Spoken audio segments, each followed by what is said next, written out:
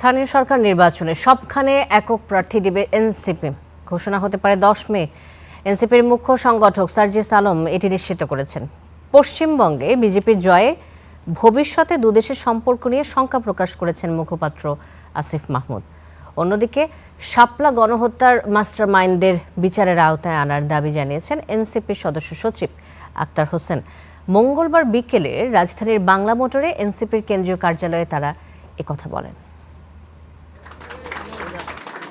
ধারাবাহিক আয়োজনে এনসিপিতে যোগ দিলেন বিভিন্ন রাজনৈতিক দলের নেতাকর্মী ও শ্রেণী পেশার মানুষ। তাদের ফুল দিয়ে বরণ করে নেয় দলটির কেন্দ্রীয় নেতারা। এনসিপিতে যোগ দিয়েছেন ওয়ারিয়র্স অফ জুলাই সংগঠনের 4000 জুলাই যোদ্ধা, ফরাজি আন্দোলনের হাজী শরীয়তুল্লাহর উত্তরসূরি আবদুল্লাহ মোহাম্মদ হোসাইন, শিক্ষাবিদ ও মুক্তিযোদ্ধা এমইএইচ আরিফ।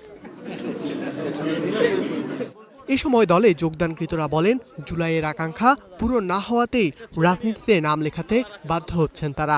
তারা আমাদের সাথে বসতে না, তারা কারো কথা আমাদের কেন বিভিন্ন 11 দলীয় ঐক্যজোটকে দেখলাম, তারাও অনেক আন্দোলন করেছে, সংগ্রাম করেছে এবং ইনসাফ প্রতিষ্ঠার জন্য ইনশাআল্লাহ এনসিপির নেতৃত্বে সক্রিয়ভাবে কাজ করব। আমরা প্রত্যেকে এসেছি আমাদের ইতিহাসের উত্তরসূরি হিসেবে, ইতিহাসের ধারাবাহিকতায় আমরা আজকে রাজনীতি করতে এসেছি। আমাদের মনে হয়েছে এই দেশের পথ হারানো রাজনীতির হাল আমাদের ধরা উচিত। স্থানীয় সরকার নির্বাচন নিয়ে সরকারের বিলম্বের সমালোচনার পাশাপাশি উত্তরাঞ্চলের মুখ্য সংগঠক সার্জিস আলম জানান, নির্বাচনের শুরুতে এককভাবেই প্রার্থী ঘোষণা করবে এনসিপি।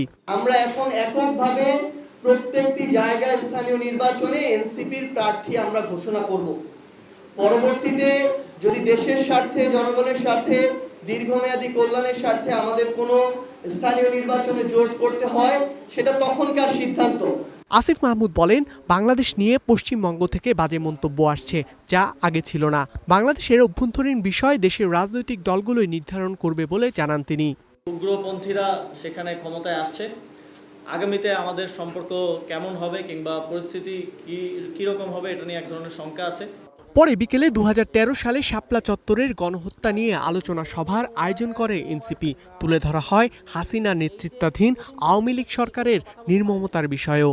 এই শহীদ পরিবারদের, এই আলেম ওলামাদের, বাংলাদেশের ধর্মপ্রাণ মানুষের অভিশাপে আজকে শেখ হাসিনা দিল্লির কোনো এক অন্ধকার প্রকোষ্ঠে ঢুকে ঢুকে মৃত্যুর জন্য অপেক্ষা করছেন। সদস্য সচিব আক্তার হোসেন বলেন, বাংলাদেশে যত ধর্মের মানুষই থাকুক, নাগরিক অধিকার নিশ্চিতই মুখ্য বিষয়। ধর্মকে কেন্দ্র করে কারো উপর যেন জুলুম করা না হয়, তেমনি উগ্রপন্থীদের উত্থানও যেন না হয়, সে বিষয়ে সতর্ক করেন তিনি।